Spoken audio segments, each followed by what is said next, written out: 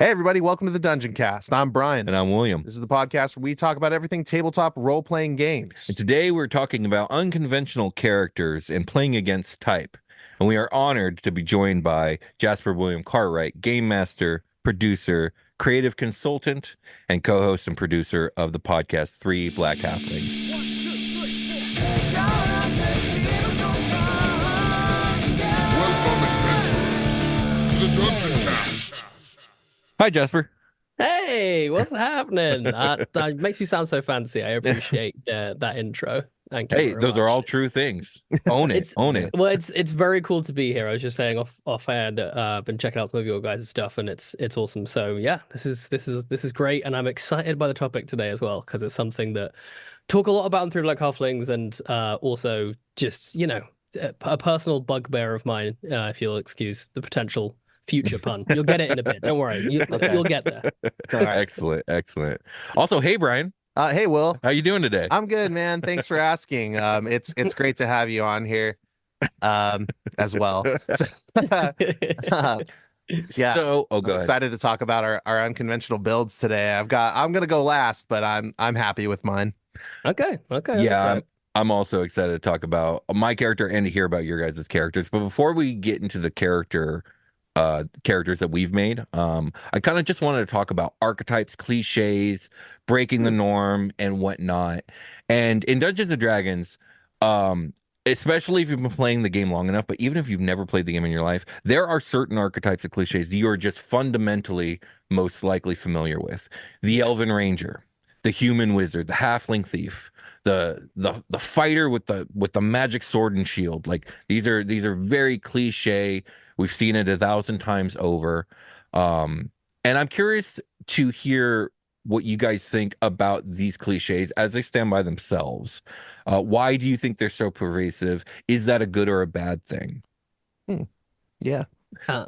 That's interesting. I think for me, it's all about like where we've come from, right? It's like the kind of fundamentals of fantasy within our kind of like culture is this kind of like Lord of the Rings. It's early Dungeons and Dragons. There's other kind of Touchstone sort of fantasy stuff, but like I'd say that's Lord of the Rings. If we use that as the example, it's kind of like we kind of hit all of those tropes, right? We've got Aragorn as your sort of I mean, you could make an argument that maybe there's a bit of paladin in there, but effectively, the fighter kind of very stoic, cool. You've got your elven ranger in Legolas. You've got your kind of stout, hardy, dwarf barbarian or whatever. It's like, so I just think that, it's all about where you come from, and I think effectively, it's like, when we first get into playing Dungeons and Dragons, I'm sure you guys did it too, right? It's like we all grew up dreaming of being like one of Legolas, Gimli, whatever. Oh yeah. And so as soon as you get into Dungeons and Dragons, you're like, okay, sick. I want to be that guy. You know what I mean? Yeah, So yeah, you make very that much so. character, and I think that's where like that initial kind of wave of stereotype comes from. And one of the things that I think is interesting about stereotype is that I don't necessarily think it's a bad thing in all contexts, in the sense that like I think it can be useful, right? It's like if you've never met Dungeons and Dragons before and you want to get into playing it, you can just say to a player, hey, be Legolas, you know what I mean? And then you give them a ranger sort of stat sheet, and it kind of makes sense. It's like, oh, I've got a bow and arrow. I'm like, I can flip around the battlefield and avoid stuff, and and I'm pretty good at tracking things. Dope. You kind of understand, like, and so therefore it's kind of useful. And then I think for me, what's exciting about the prospect of like going against those things is like it just enriches the game, makes it more flavorful. You know what I mean? It kind of increases the kind of the fun mental palace that we all get to go to and play the game, because it's like, oh, sick, we get to like flip some of these things on their head. Like it just feels now as an experienced player, feels just way more interesting than like just doing like all those like ones that you just said. Like, so it's not even necessarily for me from like a from any kind of like great sort of diversity or inclusive point of view, even though I do think that stuff, it does help that stuff. I think on a fundamental level, it just makes the game more interesting, No, I agree completely. Basically everything you said, I completely agree with. It does serve a very useful purpose as a strong touchstone for people unfamiliar. Also, I think there's something to be said about it's okay to just want to play something comfortable every once in a while. Like Yeah. I'm very familiar with Legolas. I really love the archetype. I'm just gonna roll that tonight. That sounds like fun. I'm not even gonna think about it too hard. I think that's useful as well. I think it can be a fine line between playing what's comfortable and being lazy, and then it's also a fine line between it being a useful touchstone and it just being a boring. Here's another Dritz clone kind of deal. Yeah, so that comes up. I had fun in my first game emulating Legolas through my filter. Like I knew I'm not going to nail it perfect, so I'm just going to try to emulate some of that and figure out where I land. And then the characters slowly became my own, and those things that I like from Legolas I kept, and the other ones I got rid of. There is a pit hole here that I want to address where you are imagining this hero. But Dungeons and Dragons, if you're starting from level 1, you are not a hero. Oh, you're not. Yeah. You're really not. Yeah. Like you suck. you do in fact suck. Exactly. So people are bringing this conceptualized hero to the table with this backstory that says, I have done this, and this. But that might not lend to the story in a way that makes sense when you're talking about leveling from level 1. Yeah, I was running a one shot with level 1 characters yesterday, in fact, and the wizard, he was just really feeling the fact that he was not the powerful wizard he thought he was. Oh, it's tough, right? You've got like 6 hit points or something. Yeah, at that point, it's just like one hit. Yeah, from he was anything. he was knocked unconscious twice that session. Yeah. Oh, Yeah, of course.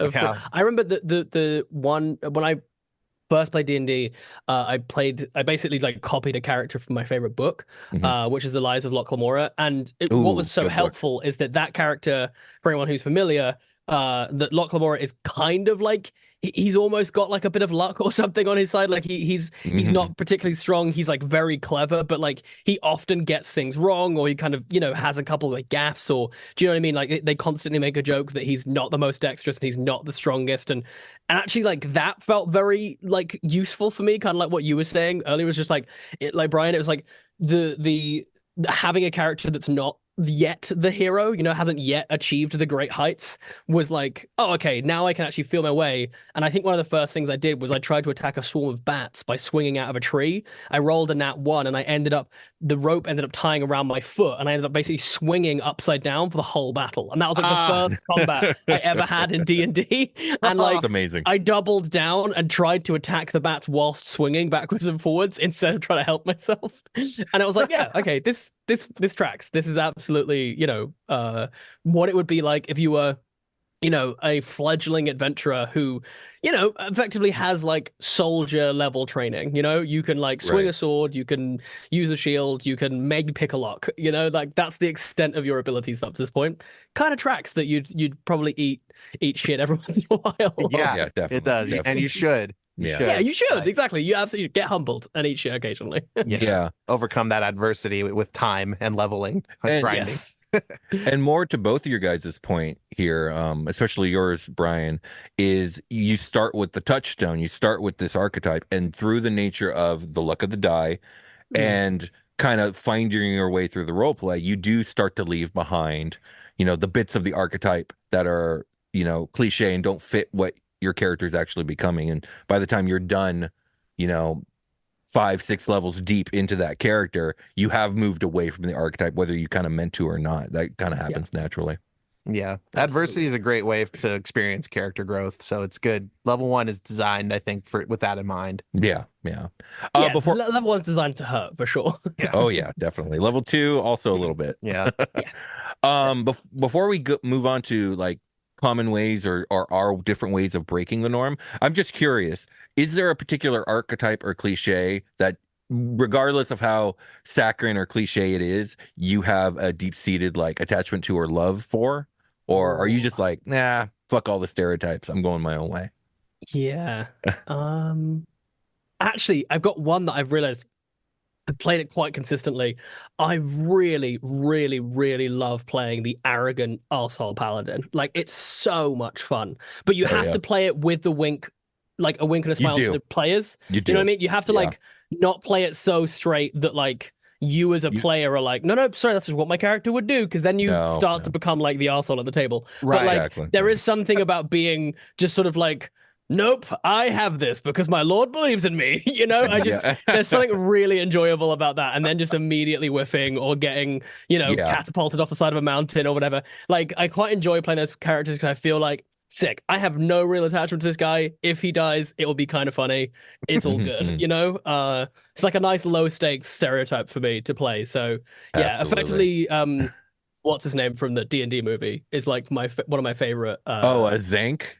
Yeah. Basically, Dude, like he's my favorite. Like, I love his character if I had to pick so much. a stereotype to play, I think I do enjoy doing that one. I've played that one quite a few times. I enjoy that one as well, and I agree. You have to be ready to be the butt of the joke to make that work for the whole. Yeah, exactly. You cannot take that too seriously because otherwise everyone will just be like, "Oh God, please stop." Yeah, this guy again. Yeah, it's really, it's really insufferable. You have to realize that your character is the idiot in the room. Yeah, absolutely. That's great. What about you, Brian? Do you have a particular archetype you're attached to? Oh yeah, it's the barbarian dwarf. Like that thing is so much fun to, come in and rage and smack and drink and do all that stuff. It just doesn't get old for me when a player is doing it at the table. It's just a fun little piece that I feel like always exists in every tavern you go to, whether there are players doing it or not, or if I'm playing it or not. It's a good, fun thing, in my opinion, to just have around. I'll be honest as well. When I see a white dude with a strong beard come in with the drunk dwarf barbarian, I'm like, sick, let's go. Like, I enjoy it when you guys do that. You know what I mean? Yeah. He knows what he's doing. He's here. He knows what is going on. Yeah. He knows what he came to do. He understood the assignment and he's doing it. Let's go. That's so funny. So I don't mind that. Or like we have our buddy Josh Freeland that's a regular in our games that does like kind of a similar thing all the time. He's the big strong guy with a beard every single time. Yeah, he's doing that a little bit, but he's always got like a kind of a straight edge vibe about him. Yeah, like he does. A very holy, like thou must kind of attitude when he plays that. I've just come to enjoy it when he's at the table. I kind of know what he's going to do. He's playing this character now, but he's going to play this character later, and they've got this bubble in the middle that's very much in common with each other. A lot of crossover. Paladin basically is the vibe that he's going for. Or cleric, I've seen him roll a cleric, or I've seen him roll a barbarian with like a very like straight set of ideals. It's all right there in line. But yeah, for me, it's that barbarian. Like I like barbarians a lot. I surprised I don't play them more. Yeah, you don't play them as often as all that, but I feel you on the vibe.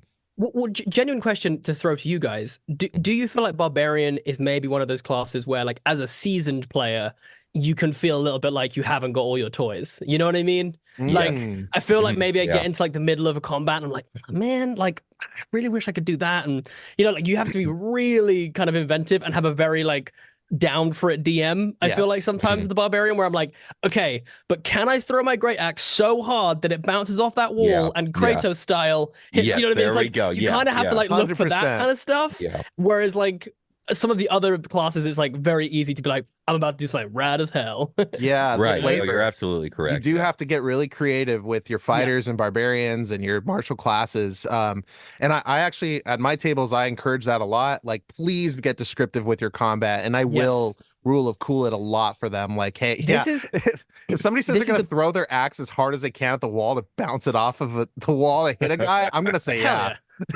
This genuinely is the best thing to come out of the Dungeons and Dragons movie for me, because I remember walking away from that and being like, Holger, that is what an improvised weapon looks like.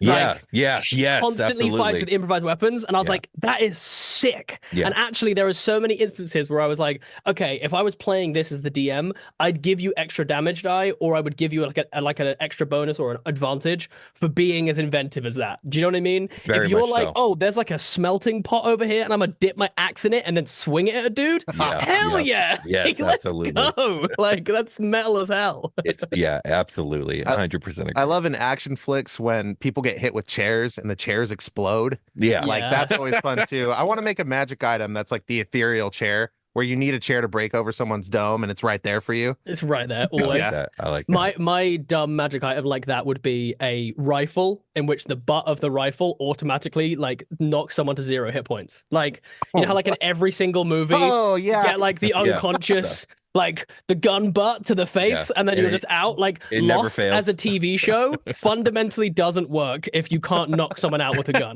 Like Oh it my just gosh. fails. That's Like funny. every episode, someone's getting pistol whipped and knocked out. Like it's so true. funny. That's So really funny good. when you notice it. That's great.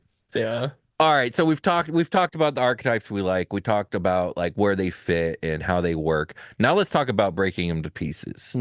So the way I see it, there's a few ways to do this. I think the most obvious way of breaking the norm is to flip it on its head, completely go reverse, and counter type it.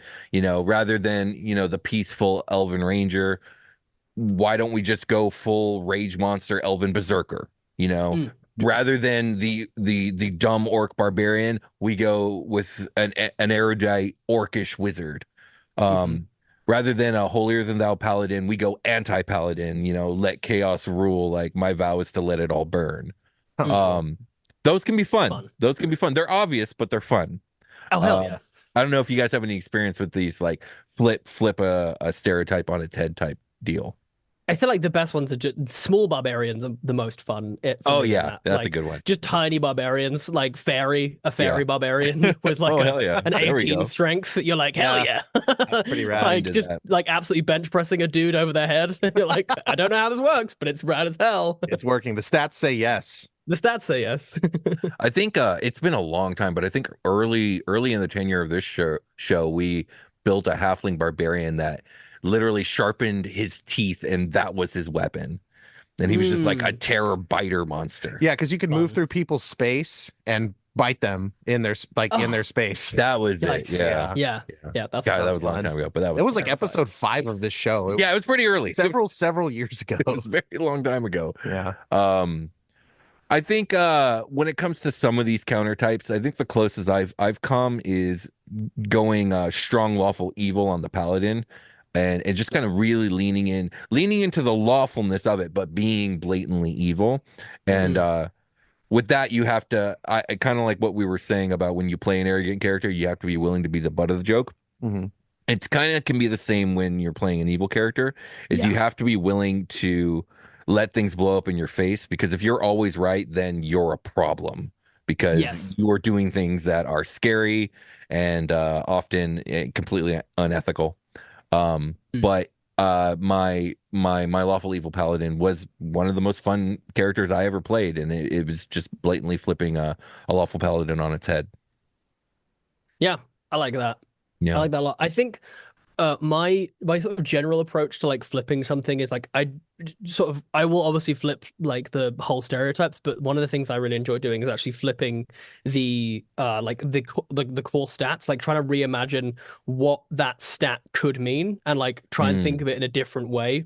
Right. So instead of sort of just going with strength being like, I have muscles on muscles on muscles, it's like, can I be this like sinewy old dude who just knows how to use other people's strength against them? You know what I mean? Hell yeah. Like, absolutely. Can I, or like just fully understands leverage in a way that other people don't? You know what I mean? So like kind of dragging the heavy sword along behind them, but just knows how to like whip his body around Bruce Lee style and just like, and generate all the same power that like a big, massive barbarian would do. I feel like just That's even from like cool. a flavor perspective suddenly makes all these kind of like core sort of pillars of D&D like a little bit more interesting. And like especially with some of the like mental stats as well, I always think that like, you know, like charisma for once, it for me is like one that's like so misunderstood. It's like, and the example that comes to my head right now, partly because I'm rewatching it, is like Tommy Shelby from Peaky Blinders. I don't know if you guys I've seen Peaky Blinders. 100% is like 20 charisma, but barely says a thing. Do you know what I mean? He only ever says something if it's absolutely essential, but he knows exactly what to say. It's true. And his like whole thing is like, I'm going to sit and observe you, and I'm going to let you feel like you're in control, and then I'm going to turn the screw and make you realize that you're dead. You know what I mean? And it's like classic example of taking what normally charisma is like, oh, I'm a high charisma, I'm going to be, you know, like Jasper William Cartwright and just never shut up. Yeah. Right? It's like, it's like, no. Is there another way that you can imagine that stat through like a lens of like a character or whatever? And like honestly, another one is like wisdom. I love imagining wisdom like luck. Like in my head, take like Monkey D. Luffy or something from One Piece, where you're just kind of like, it's like from the outside, it just looks like he's always stood just like 2 centimeters away from the danger. But like maybe for that character, it's just like I just instinctively know how to position my body so that I don't get hit. You know what I mean? Yeah. And it's not necessarily that he's thinking it; it's like a conscious thought process. There's no explaining it. It just kind of it's like, instinct. oh no, this is the instinct thing now, as opposed to a learned, I'm a sort of wise old head type thing. It's like That's fun. no, I just kind of I can feel it. I can feel the forest, and it's telling me I need to do, you know what I mean? It's like, so instead of your survival being really good because you've spent years in the forest and you understand it, it's like, no, you can literally listen to the trees, and they're like telling you that like so far away there's like a, cat encampment or something. Right. And it's like, I feel like there's just like, there's so many fun ways that you can imagine like flipping some of those stats. You don't have to flip every single one of them for every single character. It's like even just picking one and then seeing if you can change it. And then the last thing on that point was just like, I always then tend to do that with a core ability as well. So like if a class has a core ability, I try to like, can I reimagine this in some way, like a sneak attack? I like this approach a lot. Yeah. Make D&D work for you. Yeah, definitely. Yeah, absolutely. Yeah. And I think most times as well now you've got like a experienced DM, like you were saying, Brian, who's just like pretty down to kind of like see the rule of cool live out. Most of the time they're gonna be like, oh my god, like hell yeah, bring that to the table. Like absolutely. When my players bring something like that, I'm like, oh man, it's like, it's literally like opening a Christmas present. You're like, sick, I'm gonna get to flavor things. Like it's gonna be like really, really cool. So, those unique scenes, those are the memories you take away from the table when something really cool happens like that. And so that's why I say yes. A lot of I see people in our comment section kind of fight us on that a little bit here and there. It's it's just a different school of thought, and that's cool. Whatever you're gonna have fun with at your table is fine. But I'm big on like, you're making me think like of reimagining the stat is making me well, how does this old man move? Or like what would Thomas Shelby say right here? Like that's like a good like it's making my gears turn and making me rethink the scene. Yeah, absolutely. Yeah, reimagining the ability score or the ability stat, that's actually blowing my mind. I've never really thought to do that, and that's incredibly clever. And now I need to explore that space. So that's really cool. Honestly, when you really get into it, like you'd be surprised how many ways you can like, you can like make that kind of like, you can reimagine what that means, The other big one for me is like intelligence. I always think this is like, I am the least book smart person that I know. Like I genuinely couldn't like pick up a book and revise and then tell you what was in that book. But I genuinely do think I'm quite intelligent, It's just like I learned in a very, very different way. And I feel like I've got a lot of like logical, but like I can see something and put two and two together and work out like that's what that means, Yeah, so like for me, the artificer has always been less about the kind of like in the books. It's always been about like, okay, I'm going to look at the world and I understand fundamentally just by looking at a machine how that works. Cool. I can see the flow of energy in that machine and where it leads, how it gets from A to B. And it's like, actually, if you start thinking of an artificer like that, and that's the way they use their intelligence, that's how you can then blend in how they actually work magic into their machines. And it's not just like a bit of like, hocus pocus, and then a thing appears. It's like it's a real like thing of no. The artificer can literally visualize the magic entering this machine and what that magic is going to do to all those gears and cogs and everything like that on the inside. Yeah, and like definitely. Yeah, it's just I feel like it really invigorates a lot of the classes that I've been a bit like, do I want to play this? I don't know. Like it just it like definitely makes it just feel more exciting to me. And you can do the same thing with the wizard as well, actually. Yeah, I was going to say the necromancer. It kind of sounds like what you're pulling out here. Yeah, do you know what I mean? A little bit. Yeah, absolutely. I can see your life energy. Yeah, that's You've got 10 years. Yeah, the 10 years left. Good luck. The old pathways in your body, that's where the magic needs to be to make me move you in the ways I need to move you. And like understanding that is important. That's fun. Waterbender. It's a waterbender, right? Exactly. Blood bend your ass. Let's do it. Yeah. That's fucking cool. Another way to break the norm that I like to do this one a lot is it's exactly the same as the archetype, but with a twist. So like, okay, I'm a bard, right? I play music. I like to inspire people through my music. I consider music my art, my magic, my muse. But I play nothing but the heaviest of death metal. and I get on that stage and I scream and I shred, and it's probably not what you were expecting when I said bard, but it's essentially just the same thing reflavored. Or the sailor druid, right? So you're a druid, you love nature, you're super in tune with it, but you hate the land, you're not into the forest, you're all about the ocean, you're all about under the ocean and the sea life. And again, when you say druid, you don't necessarily think ocean, you don't think sailor, but it's really just one step away, and it adds some flavor to it. It's true. Nature is everywhere. Yeah, nature's not just a forest. Yeah. Yeah, absolutely.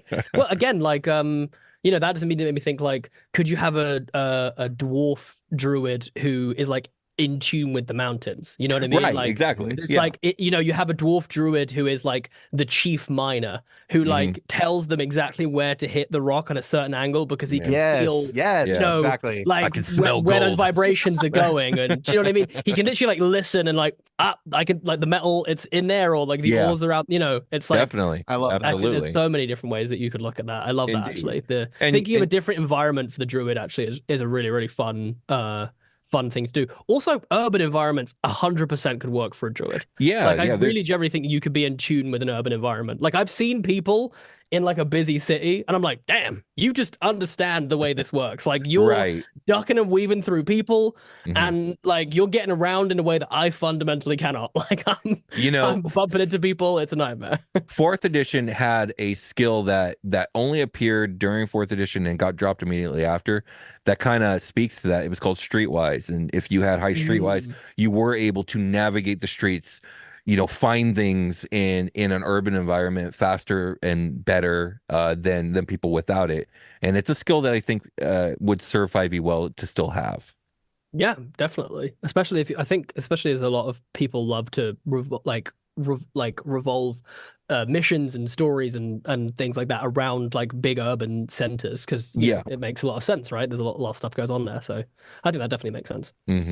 Yeah, I think the urchin background does a little bit of that. I'm pulling it up right now, but it's not as and it's also it's very loose in terms of actual rules, if I'm correct. So it's like kind of very like DM's discretion, but it doesn't really give the DM like a much guidance. So it's like down to the DM to balance on the fly. Which can be a little bit tricky. I was actually just going to really quickly cycle back to the thing you were saying about rule of cool and how like people in the comments were like usually coming at you. Just as a general flat like thing for me with rule of cool is I will always accept it so long as it doesn't like disempower someone else at the table. Right. Yeah. Like that's absolutely. my like tent pole of thing is like is the thing that you're trying to do kind of either very similar to someone else's ability at this table, and therefore would kind of like negate what they can do. Do you know what I mean? Like, or like somehow sort of lessen their impact in this situation, or whatever. Like that's the situation where I'm a bit like, okay, let's see. Why don't you like? I might even like throw it over to that other player and be like, that's a pretty sick idea. I think this would be more. And you know what I mean? Because I think that's the only time where I really have a problem with like going, you know, where like going off the rails is like, I don't want to like someone at the table to then feel like, oh man, like that's kind of what my thing is. You know what I mean? Right. No, totally. I think that's a great point to bring up. It's very important. You got to manage, you know, as a game master, you got to manage your table. And that's a great way to do it. You got to be the arbiter of everyone's fun at the table. So you don't want to step on anyone's toes. I think I'm more inclined to be supportive of the rule of cool, specifically with martial characters over spellcasters. Yeah. Because I think that there's this thing where despite the fact that we're playing in this high magic, high fantasy, crazy world, when it comes to martials, we have this tendency to tie their abilities to our reality. Because, you know, a person with a sword exists in our world, and they're capable of only so much. So whenever a player is trying to do something extraordinary that, you know, maybe isn't physically possible in our world, we're immediately like, no, that's not possible. You can't do that. Yeah. Like we have realistic like javelin throwing distances. Like exactly. Why? Yeah. That's always insane. a thrown weapon. It's always the thrown weapon. It's always the thrown weapon. Now I think about it, you're absolutely right. Thrown weapons shouldn't have a distance. I'm going to say this right now. Throw weapons should just be based on your strength modifier, surely. Yeah, agreed. Like, that's how that should work, right? Your range should be dependent on the strength modifier. That makes so much more sense than like. That'd be cool. It'd be more useful. My wizard and my barbarian could throw a javelin the same distance. Right. That is weird, right? That's a little weird. And yeah, when I think about, fighters and barbarians and rogues, I think that they should be capable of like mythical like feats, especially when they get to the higher levels. Like, when we talk about like the ancient Greek feats of Hercules or Perseus or whatever, like, they were doing things far beyond what any normal human could possibly do. But it's fantasy. Let's have fun with it. Let's not limit. Why are we limiting the fighter to our reality when the wizard can literally just rewrite reality at the higher levels? So, Yeah, absolutely. Well, it's like kind of like that. Like it's I think the best example, like modern like movie example, is John Wick. Like, let your players be John Wick for a minute. Like, exactly. John Wick absolutely is a superhero. Like, let's be real. The dude gets beat up in every movie. He gets shot like 12 times minimum. And he's still out here just duking dudes with a pencil and, headshotting everyone around the corner. In fact, there's an even better example. Have you guys seen the Ballad of Buster Scruggs? No, I haven't. It's like a Coen Brothers Western movie. And it basically this guy, he's like a traveling, kind of a bit like a bard type thing. He's like this very well put together, like clean shaven cowboy, but he basically just has like a superpower or this like luck up thing that he just never misses a shot. And so he's just like extremely confident everywhere he goes. He's just got this really sunny, cheery disposition. But then he's just like, nah, I'm gonna make the shot. Like, I'm gonna kill you. And it's like, rad. Honestly, at like a level 15 fighter, probably not gonna miss. You know what I mean? Not. Yeah, You're just not gonna miss. Like, unless you're up against something that is like extremely armored or like, it is also like a similar power level in terms of like it could get hit and just not feel it. That's quite often how I'll reflavor like a high level player missing. Is like you hit them, but it's just like it was in their shoulder and they're just like so strong they didn't even feel it. You know what I mean? Right. Because like you're not gonna miss. Yeah, you're not what I mean? Like you have a plus 12 to hit. Like it's insane. Yeah, those scenario based things are important for the higher levels. I feel they like, a rogue with expertise is not going to fail a sneak check. It's in their mechanics to not fail that. And I liked having that as for the fighter as well. Like, dude, are you serious? You've gone through all these adventures. You're level 15 and you're going to whiff on your great axe swing or whatever. Like you're going to slide into battle and just throw at something and it just like hits a tree. Like, there needs to be a narrative inclusion as to why you're missing, and I like that flavor a lot. That's good as a DM to keep in mind. Yeah, for sure. Agreed. The last thing I wanted to add about, or the last like approach I wanted to add to going against an archetype is remembering that the lore is just fluff and reflavoring is not only acceptable, it's encouraged. You don't have to be super, super angry rage when you go into your barbarian rage. You can instead just do a Sailor Moon style magical girl transformation. And that's the equivalent. You're just unlocking a higher mode. You're going Super Saiyan, you're going Sailor Scout. Maybe you're a druid, but you're not really interested in like the wizardly magical part. You want to do more of like you use the materials of nature to cause magic like effects. Maybe you're an alchemist now and you're out there in nature putting stuff together and putting together bombs and salves and panaceas and flame effects and whatnot. And so it's not magic, it's just alchemy. There's always a way to reflavor what you're doing while keeping it mechanically the same.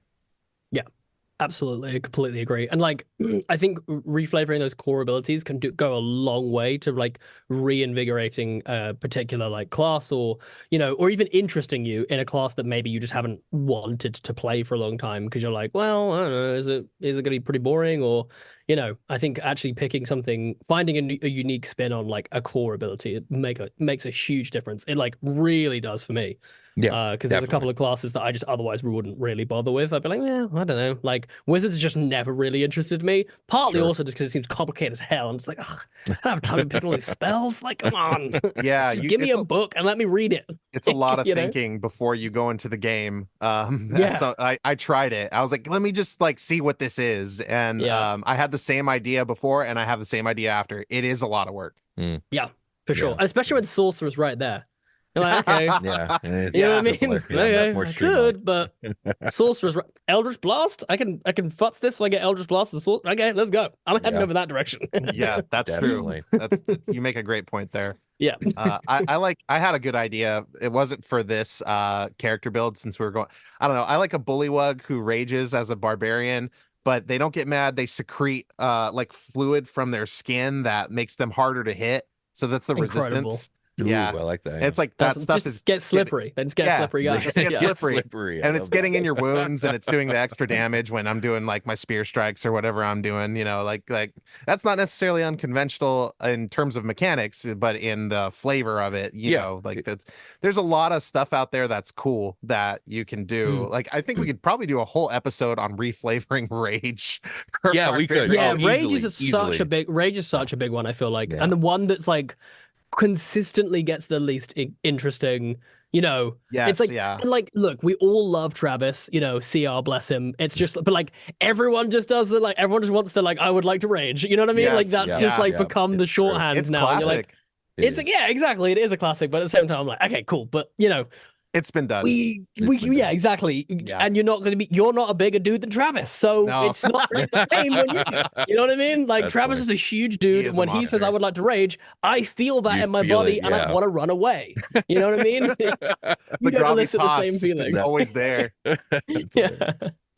Speaking of the classics, I have a question, and there's no right or wrong answer, but is there ever just a try point... me? I'll find a way. I'll find a way to find the wrong answer. Don't worry. Is there ever a point of time where the cliche becomes the countertype, where the cliche is so cliche no one does it anymore, so now it's no longer the cliche, if you will? Oh, so, like people playing elves? Yeah, or like, okay, how many sword and board human fighters do you guys actually see? Just plain old human fighters, guy with a magic sword at your table? Like, because I honestly, I don't actually see it anymore because it's almost too cliche. Yeah, hey, okay. Yeah, quite a few. Right. Like I run a lot of like you know I like run games for like groups of people and stuff like that, and like usually there'll be like the one friend that they're like, oh, they're a bit of a novice, they haven't really played much before, and I'm like, sick. Are they like halfling rogue or human fighter? And they're like, human fighter. I'm like, cool. Google. Okay. Sweet, makes sense. Champion? Yeah. Okay. Great. Yeah, there it is. There you go. Okay. I have time to read the Battle Master stats. You know. So, yeah. No one's got time for that. Right. So results may vary, but yeah, sometimes on my end, I'm like, I don't know if the sword and board human fighter is cliche anymore because I never see it. Like it's been so long since I've seen it. Shit, maybe I'll play one. But you know, like I said, you know, for you, it's different. You're seeing them all the time, and for good reason. So yeah, my first character was that.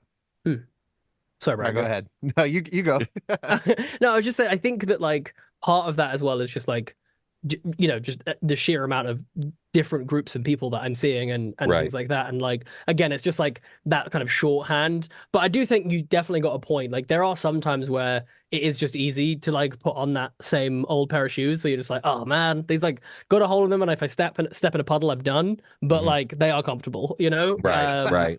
Definitely. and like, I do kind of feel like sometimes, you know, sometimes it's useful. Also, sometimes it's like a case of, you know, like we were saying earlier, I mean, I'm sure you guys, you know, as like DMs and like have experienced players, sometimes you want a bit of a challenge. Do you know what I mean? Sometimes you're like, maybe I want to play a human fighter and see if I can make this guy feel interesting, you know? Right, exactly. See if I can, you know, add something to him or just see if something emerges through gameplay or whatever that makes them feel interesting.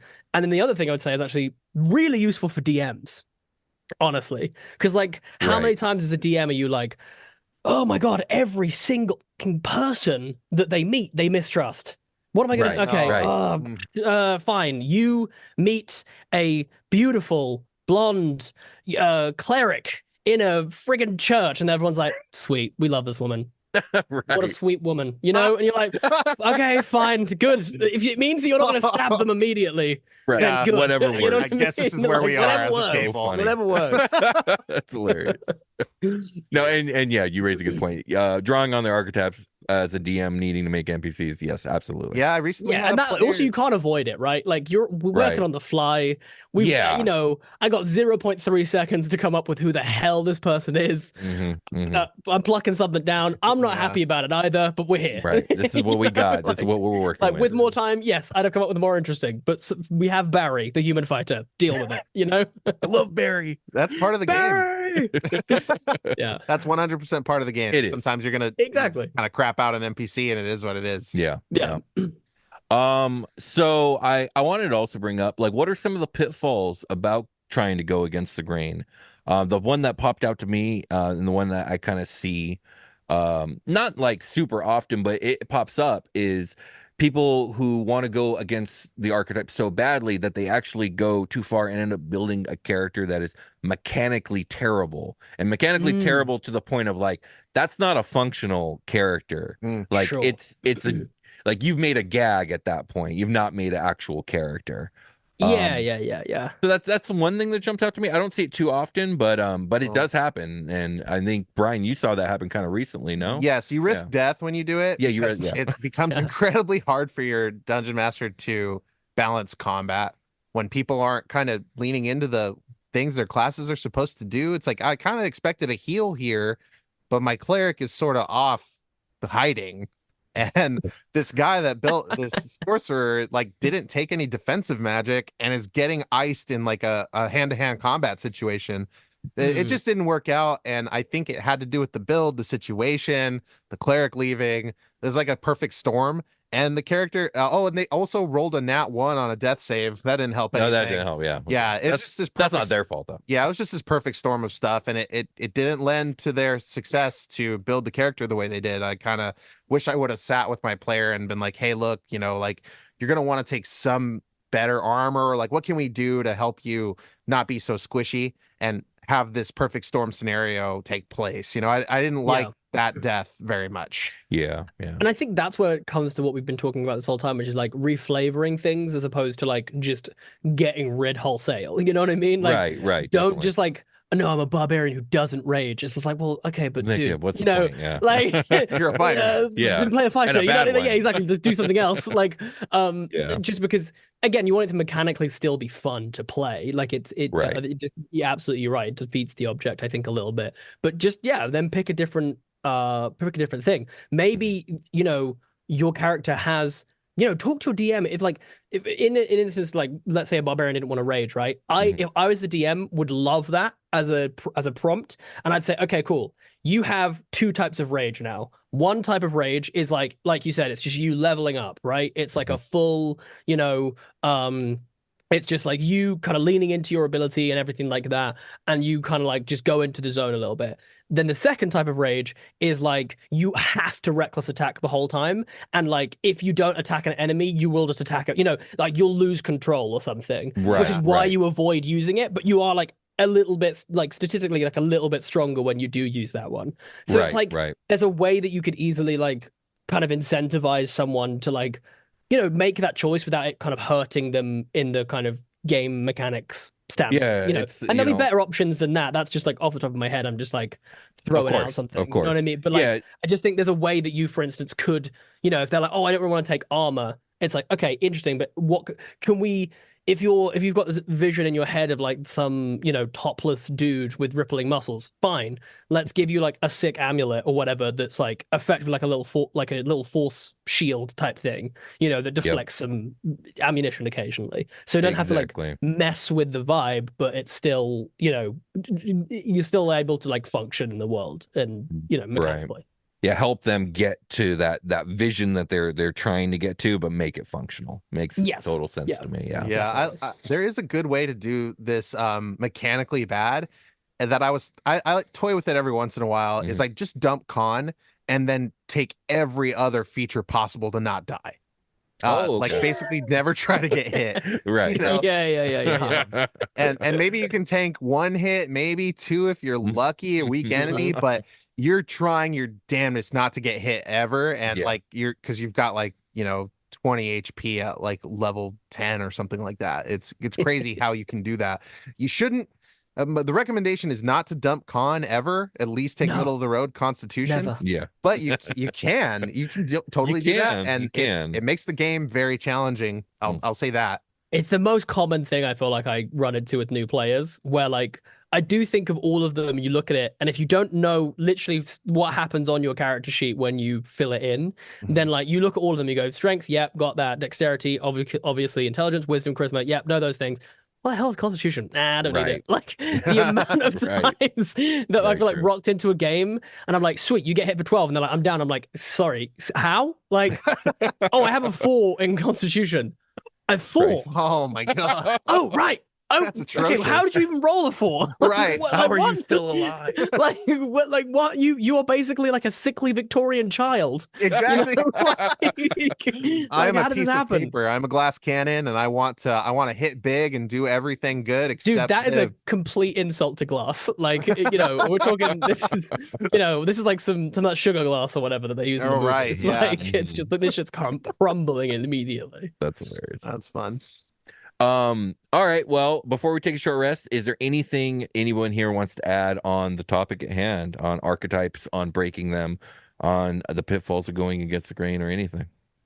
No, I think like the only thing that I ever want to add with this stuff is just like, I'm always very keen when I talk about these things to make it like come across in a way that's like, I'm never saying that like this is the right way to play or the wrong way to play or anything Right. like that. It's just like I'm really excited about giving people new and interesting ways to play this game and to play and interact with the game, because I think that it makes it just infinitely more enjoyable for everyone. Like one of my favorite experiences I've ever had was playing we had an all fighter group, and they all felt so different. They had such different like skills and abilities, and like there was like a full tank up front who was just crushing everything. There was sneaky basically rogues. It's just like there's so many ways, even mechanically, that you can flavor these things, and it's just about like giving you the kind of freedom and the license to just think outside the box a little bit and find something just like that little bit more interesting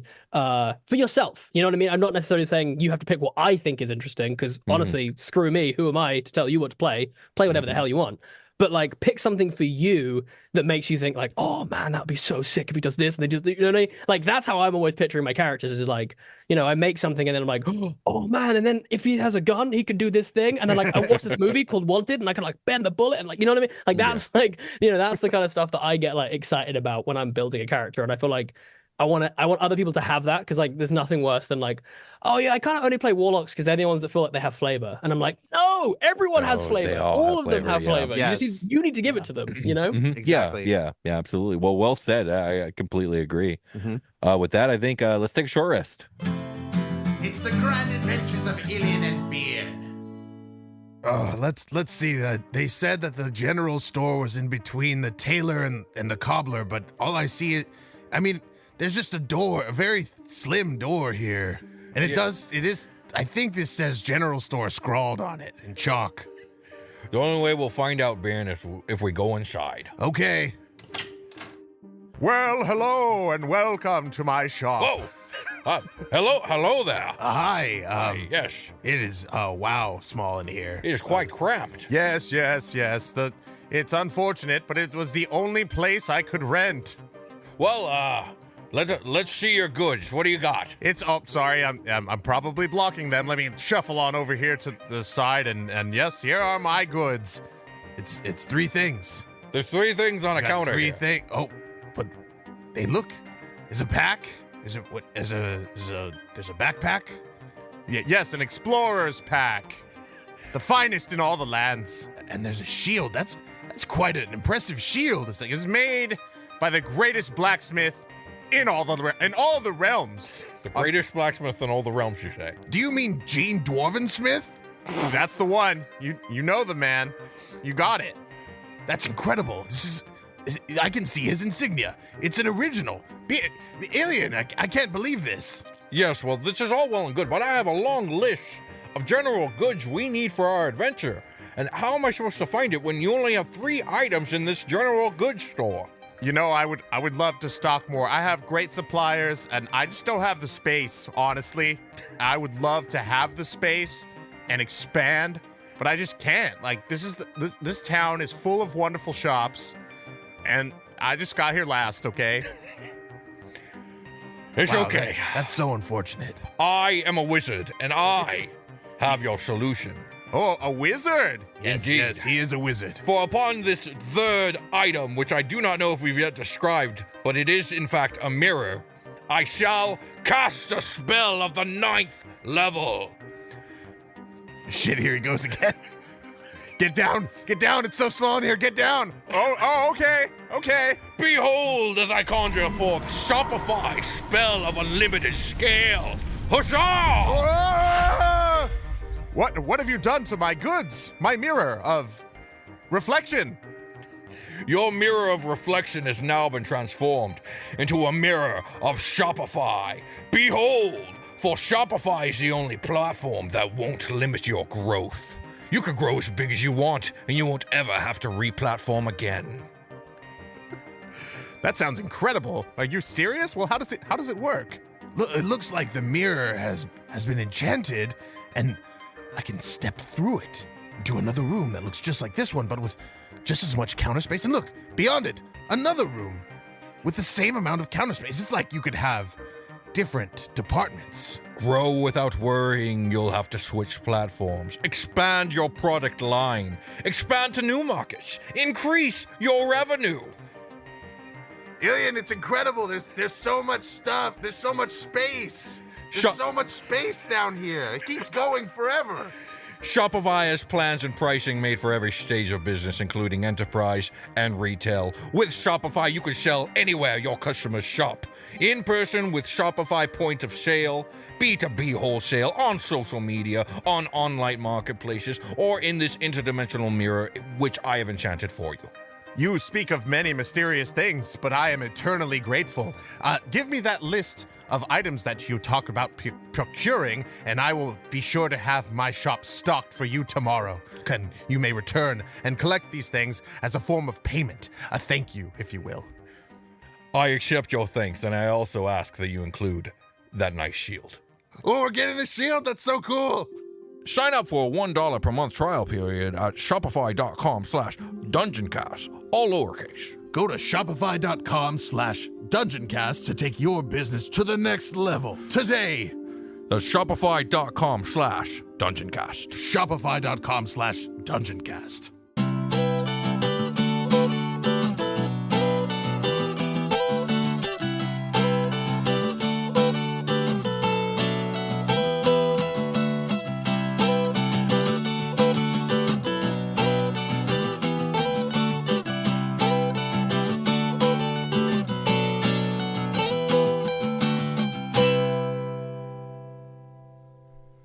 We've returned. Indeed, we have. Fuck yeah. We're fucking back. We are. So, I wonder what Ilian and Bjorn got up to. I'm not sure. I think knows? right now they're doing Shopify stuff, but Probably Shopify related. yes. Thank you, Shopify, and you can check out Ilian and Bjorn content on Patreon.com/TheDungeonCast. It's one of the best ways to support us. But we are here with Jasper William Cartwright of Three Black Halflings. Jasper, do you want to go ahead and plug your stuff, man? Oh, hell yeah. Yeah, I'm a co-host of Three Black Halflings, which is a show where we talk about a lot of different ways that you can imagine and think of D&D. We really wanted it to be a place for, like minorities to come and find like a safe space, and also for people to like imagine D&D in like a different way. So we always try and highlight like different cultures. And, if you as a group of white people want to explore parts of Africa in your, games, that you can do. And we will help you do that because we think it should be accessible for everyone. Because, look, during medieval times, it wasn't just Europe that existed. There was other places too, and they were pretty cool, and they have lots of folklore, and it's dope as hell. So definitely check that out. We have loads of actual play, and we also have a talk show as well. And then we're doing our first ever live show in London on the 5th of April. If you are in and around the UK and you want to come and check us out, that would be amazing to see some of you folks there, because it's going to be an absolutely baller show, and I'm very, very excited about it. And then the last thing that I'll plug is Rotating Heroes, which is a show that I actually DM for. That is with the amazing Zach Oyama from Dimension 20.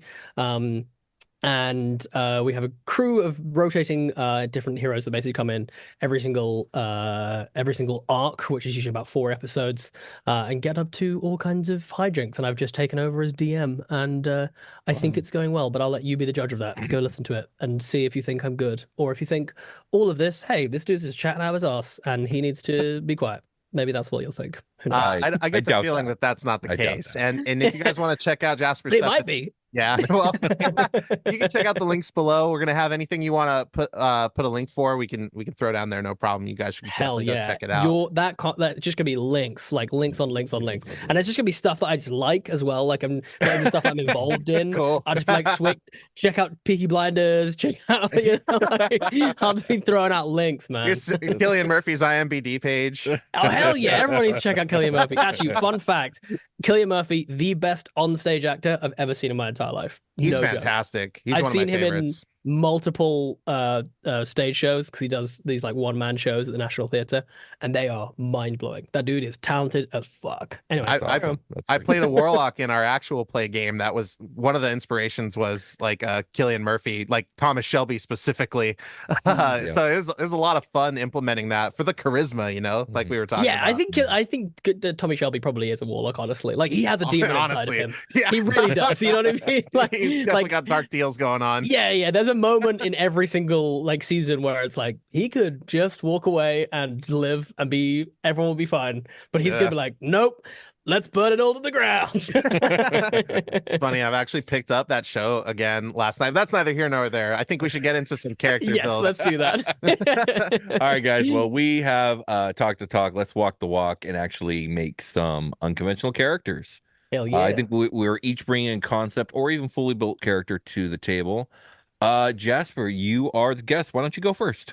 Hell yeah. I was kind of flip-flopping on which one to do. I've got a couple. I had a couple barbarians. I had a couple of this, but I actually found one. I like dug one up as we were talking that I love to talk about, which is I made a warforged cleric called Thunder. And the thing with Thunder was that I kind of got interested in the idea of like, what a cleric could mean, and whether for like a warforged who has like innate programming, whether that could mean something slightly different. And so effectively what happened is that the Thunder's creator imbued his like power source, which is like in the middle of his chest, with sort of like a divine magic. And in doing so, everything that he kind of does basically has some divine kind of like flair to it. And I gave him insanely high charisma, even though he's like a robot who's pretty kind of like talks pretty straight-laced and everything. But basically what it is I imagined that like his kind of core, a bit like Tony Stark, where it kind of like it sort of glows. It's basically like standing next to a spa. It's like there's this gorgeous mist that's rolling off of it that just feels really nice on your skin, and like you could swear you hear music coming from it. It's like whenever you're around him, it's just kind of like, oh shit, I just feel chill, like, you know what I mean? I just feel relaxed as hell. And so his whole thing is just like, oh yeah, I'm just kind of nice and trying to make my way through the world, and people are just really, amenable to me. I don't really know why. That's great. And so that was kind of like how I reimagined him having a high charisma as a cleric, and then basically his kind of like tenets or whatever is like he will start to like power down if he goes against the tenets of his power, right? Because it's like that literally holds his life force, and if he starts to like act in an evil way, that life force will like leave him. It won't replenish basically after he's like used it. That's interesting. And so effectively it's not that he has a connection to a divine power or a god or something that's higher than him. It's like literally like his very essence has to be good, because if it's not, he will cease to exist, or he'll like power down. It's very first edition of you. Yeah. And then I had there was a moment where I was basically like, he was like offered a choice to almost like, basically there was a demon that was going to swap out his power source with an evil, like, sick, like interchange, become an evil cleric. Yeah, and so the idea was that he could effectively, like, if he was to get a different power source, it could fundamentally change his kind of like goal or sort of core programming. Yeah, It's got some Green Lantern vibes. So swap out for the yellow ring. I think a little bit. Yeah. I think definitely a little bit. And I really liked the idea with the cleric kind of going down the sort of more like creationist, like almost like I like to like sort of the like almost like the idea of like creating and bringing things into the world feels very apt for a warforged, for something that is a construct in itself. Right. The idea of then building things more than just healing them, it was quite exciting with that particular build. So yeah, I just thought it was an interesting kind of take on, having a sort of this divine connection, or a different reason as to why, like, it's not them making a moral choice, it's just that, like, he physically cannot make the other choice. You know what I mean? Like, he could try, but it would, like, he would not be able to do it. Cool. And so that would be interesting to kind of to explore the concept of free will. What that is, like, is acting good because not acting good means death actually acting good? Like, if the intention isn't pure in and of itself, how does that affect the divinity within him, or is it only the action that matters? Yeah, I think what's interesting is that, like, I know if I was the DM and a player brought that to me, I probably in the back of my head would be like, the decision of morality is entirely your choice, but I'm not going to tell you that. Right. Do you know what I mean? Like, as in, if you think something is good, then it is good. Do you know what I mean? Because effectively, like, if he has made that choice, then that is what his programming is telling him to do. So he does it. Right. So he actually does have that free will. But I think there's something enjoyable about the character themselves not understanding that concept and being like, I must act good. You know what I mean? Right. But actually, they do have total free will. They do actually have the ability to act in any way. They could be evil, effectively. They could make that choice, and they would see it as good because if I've generated that idea, then it must be good because that's what my core programming is. Because there is not really that connection there. It's effectively like a self-fulfilling prophecy or whatever. Yeah, it is. That's probably how I'd handle it, I think, if I was the DM, because I just think it'd be quite fun for them to be like, wait a second, I can now I've got interesting. Moral quandary can become a weapon. Now I can steal stuff. Ooh. I do want a new sword. That's awesome. Yeah, that's pretty cool. So yeah, that's what I like that a lot. The facilitating of good emotions just by naturally existing is fun. Oh, that's hilarious. Yes, that. That was my favorite thing about was the charisma. Just playing around with the idea that he just has good charisma because people are just really chilled around him. Yeah, the force of will is so strong it's affecting the environment. Is very fun. All right, Brian, what do you got? Yeah. Okay, I built let's see. I built a Fearbolg. And I kind of went deep with it. I built 2 levels of druid to start, and I took let's see, what is the druid? Speech of the Woods, the Woods druid. Circle of the Shepherd, that's what it's called. So I've got, like, my idea is I was found in the woods, level 2 druid, kind of getting along, getting raised by dryads or some forest nature thing. Yeah. And then a squad of Goliaths rolls up and sees my potential as a fighter, and they want to bring me along, but they don't realize that I can't, like, do stuff with metal because I'm a druid. I'm, like, averse to that as a druid. That's kind of something druids carry with them. And this is we had in our actual play game, I'm referencing again for the second time this episode, but there was a cleric or a druid, Persephone, that lived. It was a space campaign, so we're in, like, metal spaceships, and I just remember how uncomfortable the character was for a long time, sort of getting used to the environment and being encased in all this metal all the time. And they, like, created a biome in their room because they're like, I just need, like, the woods in here or something like that. But I like that what we were talking about earlier about your druid being, and I swear I made this before the episode, your druid being, like, in tune with different parts of nature.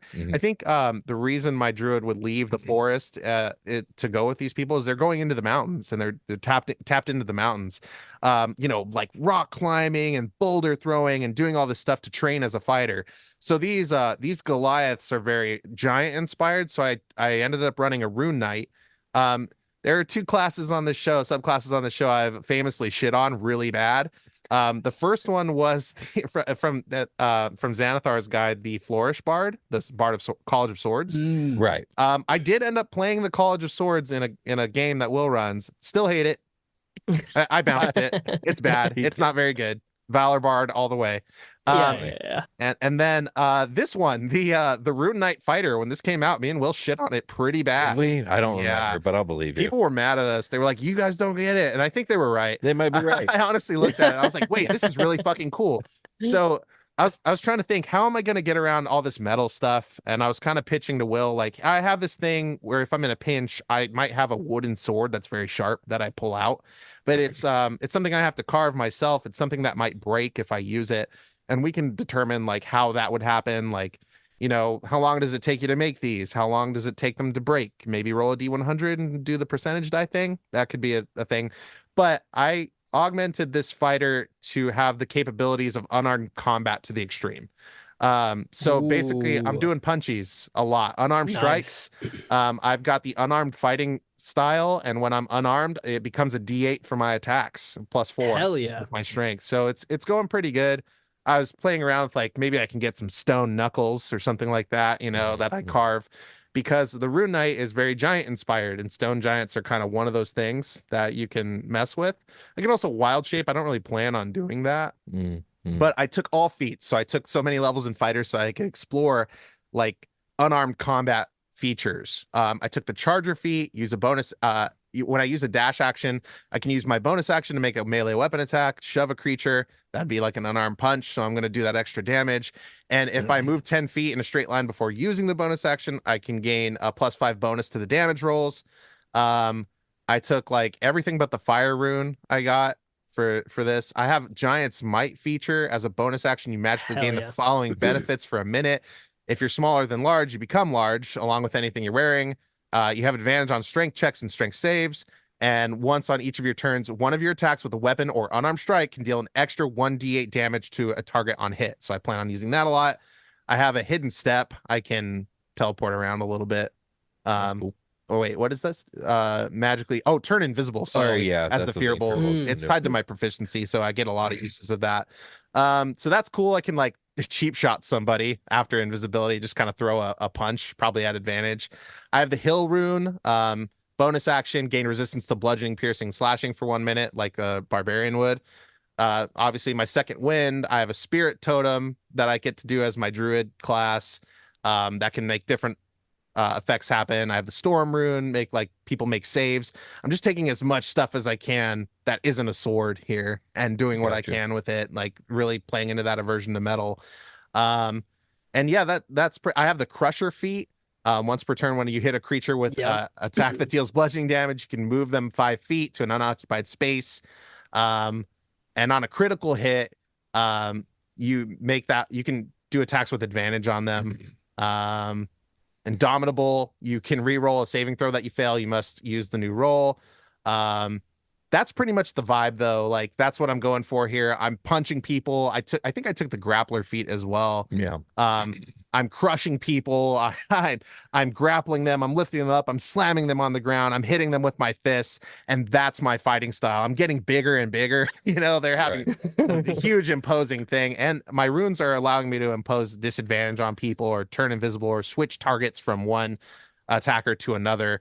And that's where the unconventional reality here plays in. It's like no metal weapons, no metal armor. I was talking to Will about having studded leather armor, so my AC isn't so bad, but that's metal stuff. But we're talking about reflavoring it with rocks or bones, or wearing like heavy armor that is made of bones. Cool homebrew stuff. Cool. Yeah, but I want anything that's not, of that to be able to break. That make me work for this. Like this is the detriment I'm playing with. My skills are pretty all over the place, intimidation, and I took history randomly, but that's it. That's the build here. I thought it was a lot of fun. When I was finished with it, I was like, hey, I kind of want to play this. I get some cool stuff that I don't really play with a lot, and leaning into that aspect of adding a lot of flavor to your fighter is prevalent here. It's all flavor. It's all punching and grabbing and throwing and jumping on people and pushing them away. Like, hopefully there's a cool cliff I can throw somebody off of eventually. Like, that's what I'm going for. It really comes across like you going druid first, kind of having that naturey connection at first, and then leaning fighter, but keeping a lot of that druidic flavor. Mm-hmm. It really like at first hearing it felt like you somehow reverse engineered the barbarian. It kind of came out that way. Cool. Yeah, I like that. The barbarian. It even has the resistance feature with the runes, so like I'm doing everything but the extra but I am taking extra damage feats, so it is kind of like that a little bit. I don't know. I think it's cool. Yeah. It's like it's definitely, I think we'll play a little bit more barbarian style than either of the two classes it is. True. But I think that's a good thing. That's cool, fun, and different. I can also wild shape for like versatility options. Like if I want to go scout as a bird or something, I'm sure I could do that. Sure. Yeah. Can I throw out one? You actually reminded me of a character that I built for an AP that we did a little while ago. Yeah, I'd sure. love to throw this one out. Sure. So this was actually quite a like reflavored monk. So I played this character called Duncan, who was like a sort of young-ish. He's like 16, like 15, 16 or something. And it's in this kind of like very gothic noir kind of setting. And his thing basically was that he effectively styled himself out after having an encounter with a demon of some description, or like a shadowy monster. He basically styled himself out like something out of like a kid's nursery rhyme. And like he even like taught all his friends to like sing a little like scary nursery rhyme that he'd get them to like sing outside the window of one of his targets, because he basically then became an assassin with his new skills. Oh my So the God. way we reflavored everything was that so I got the Eldritch Claw tattoos, which if you don't know what they are, it's fucking sick. Basically the Eldritch Claw tattoo, when you activate it, you get magical strikes, which gives you a +1, and you also get a reach on your unarmed strike of 15 feet. hell yeah. So it actually makes the monk incredibly versatile, because you're effectively just like throwing hands. I think you also do an extra D6 as well, actually, now I think about it.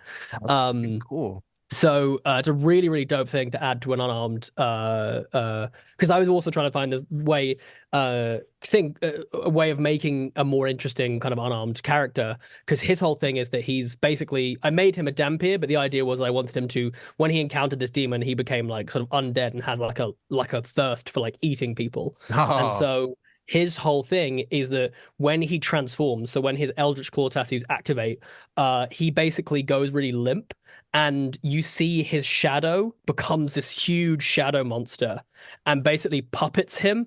And Oh, so he shit, goes that's really cool. kind of limp I like that. and just flies through the air and starts like hitting things. That's cool. And like Horrifying. that's effectively like how he, so it almost looks like he's like kind of floating in the air a little bit as he's kind of getting ragdolled around and like hitting things and whatever, and his arms become really distended and kind of like black and whatever. Yeah, And he's a so I actually marionette. ended up giving him like an in combat like strength stat of like 20. So he has like a maxed out strength. But I did literally say to my DM, I was like, out of combat, I'm so happy for his strength to be like 10 effectively. You know, like to Right, just right. treat it like, no, he's just like a kid, you know, Yeah, when he yeah. doesn't activate this. But it's a bit like the Hulk, where like if he then takes damage, like the shadow takes over, and it's like, no, you're not gonna die, like because my existence kind of depends on you. And I just really love that way of like reflavoring this kind of, because monks, again, it's all about training, it's all about control, and I love the idea that this kid literally just like lets himself be ragdolled Yeah, by he this has to like give up control. this like kind of malevolent force that just rips people like apart, basically. Yeah. And so yeah, just a little bit on the build, because I optimized the crap out of this guy. He has, so it's Way of Mercy monk, which means I also get to do Hands of Harm, which means I get to add another D6. So on like my first attack in a round, I can do 3d6 +6, and it's a +9 to hit. Well, no, +10 to hit with my Eldritch Claw tattoos activated.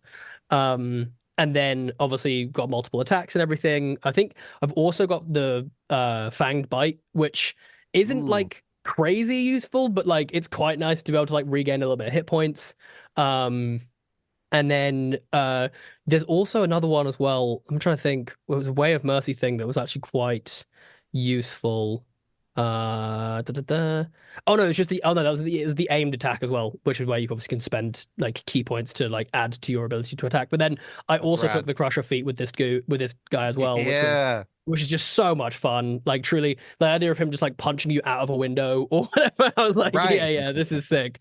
And so like I really wanted the idea of him being hyper mobile around the battlefield and sort of like, like kind of like I really wanted it to feel like a terrifying nursery rhyme, like the idea that he's kind of this, he literally is like a shadow, like he's the the dude's up with his lantern and like something goes behind him, and it's like That's really cool. Duncan kind of thing. So that was That's like super cool. that was the kind of concept for him. And then Yeah, and then the nice thing about monks as well is you've got like a ton of proficiencies.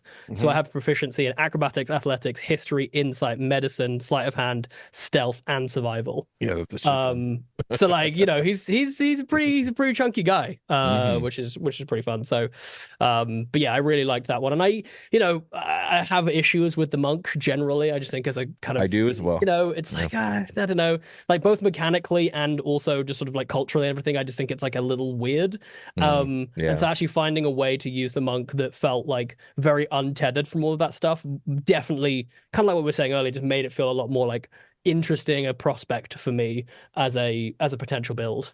Yeah, there are these controversial like little pits in D&D that you can come across, and the monk definitely has one of them. I think was it our first monk episode or our monk revisited where we had just like kind of crap on all that? I can't remember. I believe it was probably our first monk episode. Yeah, the origins of the monk existing in D&D were like not very kosher, unfortunately.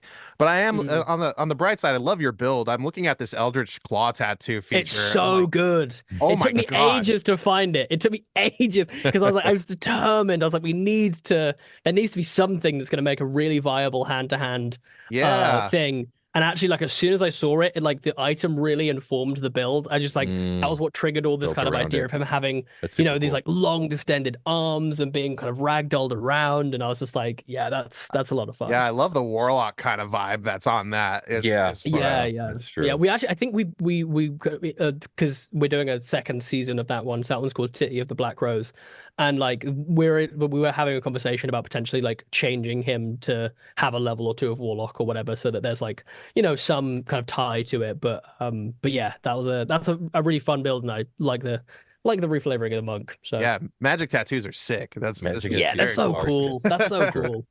Like I've never wanted a tattoo before, but hell, if it was magic, I'd get one. I'd get one.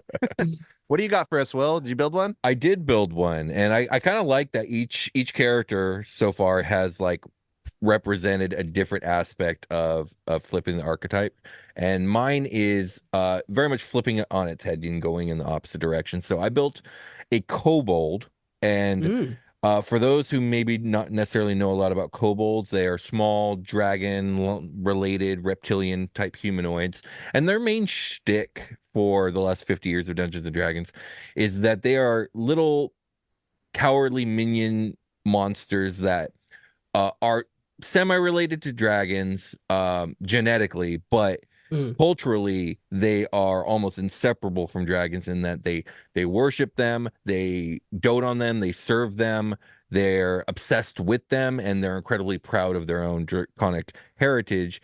And the cliche is that a kobold den is usually in service to some sort of evil dragon, and they're gladly so. And so with this character, I want to go the opposite direction. This character has seen the horrors done to her people by the chromatic dragons, or the evil dragon kinds, the tyrannical dragons. She's seen her clan used, abused, oppressed, and then discarded when they were no longer of use. Everybody that she knew when she was young is now dead from the discarding that her former dragon lord did to them. And she probably would have died too if she wasn't so resilient and so consumed by the concept of wanting justice for what was done that she drew the attention of a powerful spellcaster. I'm thinking an Archlich, although I think the enigmaticness of this entity is kind of fun in and of itself. But I'm thinking an entity that would have interest in the extermination of other powerful entities like dragons.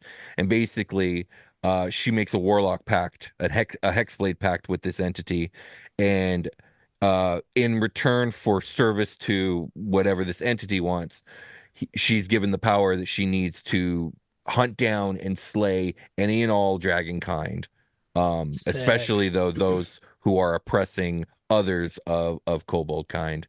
And I kind of tried to go as much into like a Death Knight kind of vibe as I could. So she took the heavy armor feat. She's got a shield and a spiked flail. She's Eldritch blasting. What spells did I pull here?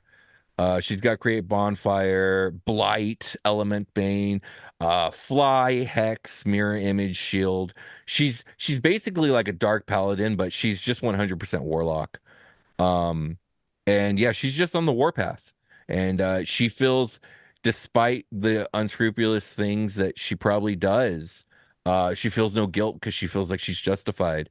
And I think some people might be hard pressed to say that she isn't. And yeah, yeah, that's so sick. And like, I think like as a like, I don't know about you, Brian, but like whenever you like hear something like that, I'm just like, as a DM, I'm just like, oh man, I'm just like, this is what I think the best part about all of this is the gift that it gives to your DM to then think of like how the story can progress. Like in my head already, I'm 100% making her more and more draconic as she levels up to the point where she becomes like nearly like a full-on dragon at level 20. You know what I mean? Like she's like nearly like a full-on like adult dragon by the end of it. You know what I mean? Just like maxed out, like so fucking strong wings, like huge tail, just mad jaw. Like I just think it'd be so kind of sick, this idea of like I must become what I hate. You know what I mean? Exactly. Yeah. No, absolutely. Like there's just so much in there. There's so much in there. Yeah, there's a lot. One of the things that I think popped up to me was, wouldn't it be a bitch if the entity that was the Archlich that she made a pact with ends up, it's revealed it was a Draco Lich the whole time. So she's actually been serving an evil dragon entity. She thought she was out slaying dragons, and now that's the final fight. Is we have to take down the pact holder. We have to take down the patron. Yeah, it's one of the most rewarding things about being a DM is letting your players come up with these concepts and implementing them into your world. Like, hey, look, I've got these like sick campaign hooks that like I just have to sort of flesh out and put in the space. It's you have created this storyline, you know. It's very fun. And it's satisfying for everybody. Like, oh, he came up with this thing and it's all coming together in this session, you know, like in front of everybody. We get to all see it. And every player has an opportunity to bring that to the table. I think that's what's kind of special about the game. Absolutely. Yeah, and I think it's so easy then for that to inform parts of your world as a DM. Like, you know, like I rarely do any planning now until I have the session 0, because I'm always like, I want to know what you guys have brought to the table. Yeah, and exactly. like are able like to you can utilize it. Yeah, like the ways that you can flavor this and like, hey, look, I might plan something, but then like I plan this town and it's all about these, you know, and it's like it's these town of kobolds and like there's this dragon that oppresses them, and then like you come to me with that story and I'm like, well, sick, you're from this town. You know what I mean? Like, do you know what I mean? Like, okay, great. That's like that works. That's really cool. Absolutely. So, yeah. All right, guys. Well, that was a lot of fun. Jasper, thanks for coming on the show. It was a blast. That was great. Yeah, Jasper, one more time, where can we find you and your stuff? Oh, hell yeah. So if you want to find me, you can follow me at JW_Cartwright on pretty much all of my social media. I also do YouTube stuff. I do Twitch. And yeah, the main ones be Rotating Heroes and Three Black Halflings. And I'm sort of generally around. I do like higher DM sessions, and I also, you know, I'm sort of producing various like actual plays and other things like that. And so, and if you want to see as well, you can check out Dimension 20, Barrow's End. I was on that, and it was really, really cool to be in like a fully studio produced game of Dungeons and Dragons. That's with super cool. Yeah, that's awesome, man. So yeah, it was very fun. All right. Well, with that being said, thank you so much, guys. This was an absolute pleasure. I really appreciate you letting me come on. Oh yeah, it was hell yeah, absolutely it was a great time. Thanks for we'll thanks have to for do it joining again. us. Yeah. With that being said, let's call it a game. All right. We'll talk to you guys later. Bye.